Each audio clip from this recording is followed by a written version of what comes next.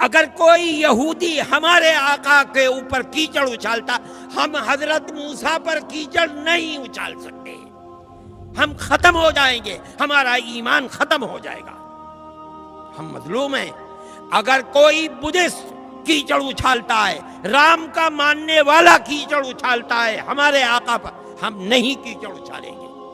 کیوں؟ قرآن نے کہا ہے وَلَا تَسُبُّوا الَّذِينَ يَدْعُونَ مِن دُونِ اللَّهِ فَيَسُبُّوا اللَّهَ عَدْوًا، جانتے ہوئے کہ یہ پرستش اللہ کی نہیں کر رہا ہے، اللہ نے ہمیں منع کیا ہے تم انہیں برا بھلا مت کہو، ہم نہیں کہتے برا بھلا۔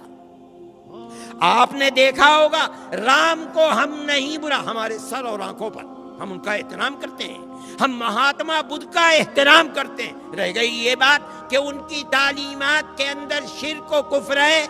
ایک زمانہ گزر چکا، کہتے ہیں 14 لاکھ سال پہلے رام اور سیتا تھی، اس زمانے کے اندر ان کی تعلیمات بدل گئی ہوں، ہو سکتا ہے حضرت عیسیٰ کی تعلیمات بدل گئی، حضرت موسیٰ کی تعلیمات، قرآن کہتا ہے تعلیمات بدل گئی، رام اور مہاتما بدھ کی تعلیمات بھی بدل گئی، ہو سکتا ہے، اور ہو سکتا ہے کہ وہ نبی ہوں۔ علماء کا ایک طبقہ یہ بھی کہتا ہے، اور قرآن کہتا ہے لِكُلِّ قَوْمٍ هَادٍ، ہم نے ہر قوم کے اندر اللہ کا راستہ بتانے والے، قوم کو ہدایت دینے والے افراد پیدا کیے ہیں، ہو سکتا ہے۔ لیکن حضرت عیسیٰ اور حضرت موسیٰ پر قرآن کی طرف سے نبوت کی دلیل ہے، ان پر کوئی دلیل نہیں۔ ایسے میں مسلمان پر فرض ہے وہ اپنی زبان کو بند رکھے۔ کیوں؟ کسی نبی برحق پر کیچڑ اچھالنا جس طرح ایمان سے باہر کر دیتا ہے، اسی طرح نبی غیر برحق کو نبی کہنا اسلام سے باہر کر دیتا ہے۔ خاموش۔ مسلمان کو یہ طریقہ اپنانا چاہیے اور اسی پر زندہ رہنا چاہیے۔ دوسرے ظلم کر رہے ہیں، ہماری آنکھ، ہماری زبان بند ہے، ہم کچھ نہیں کہہ رہے ہیں، صرف احتجاج، اور احتجاج بھی اس حد تک جو تمہیں تمہارے دستور نے حق دیا ہے، اور وہ یہ ہے جا کر اپنا احتجاج لکھوا دو، رپورٹ درج کرا دو۔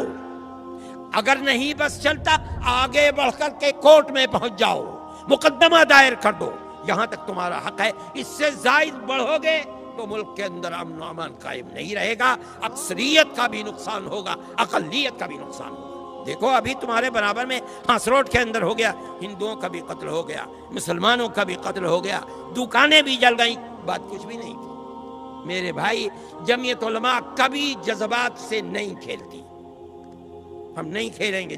ہم نے ہمیشہ صبر کی تلقین کی ہے، آج بھی ہم صبر کی تلقین نہیں کرو گے۔ اگر آج 10 مرتبہ ہو رہا ہے، کل کو 50 مرتبہ ہوگا، 50 مرتبہ کل ہوگا، پرسوں 100 مرتبہ ہوگا، یہ دنیا امن کا گہوارہ ہے، تباہی آئے گی، اقلیت کا بھی نقصان ہوگا، اکثریت کا بھی نقصان۔ اور ہم ان لوگوں سے جو بے وقوفی کر رہے ہیں، ملک میں امن و امان کو آگ لگا رہے ہیں، ہم ان سے کہتے ہیں کہ اپنے ملک کے وفادار بنو، اقتدار کی ہوس کے اندر ملک کے امن و امان کو برباد نہ کرو۔ اگر کرو گے تو یاد رکھو تاریخ کے اندر تم ملک کے سب سے بڑے غدار اور دشمن سمجھے جاؤ گے۔